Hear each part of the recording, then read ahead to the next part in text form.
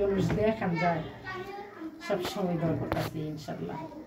আল্লাহ যেন আপনারা সুস্থ হায়াত দারাজ করে বাঁচায় রাখে মানুষের এত কল্যাণ করতেছে মানুষের এত দোয়া লাগিয়েছে আরও যেন করতে পারেন মানুষের যেন আপনার এতে সফলতা লাভ করতে পারেন আলহামদুলিল্লাহ এখন তো মানে এই যে বড় ঈদ আইতেছে প্রায় 2 বছর হয়ে গেছে এই অবস্থা আলহামদুলিল্লাহ আমি বলি আপনার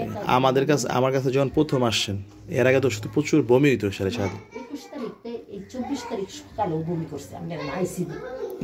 মানে এত দিন বমি হয় নাই এর ভিতরে এই 24 তারিখের পরে আলহামদুলিল্লাহ তাহলে মোটামুটি প্রায় 1 মাস 1 মাসের ঊর্ধ্বে হয়ে গেছে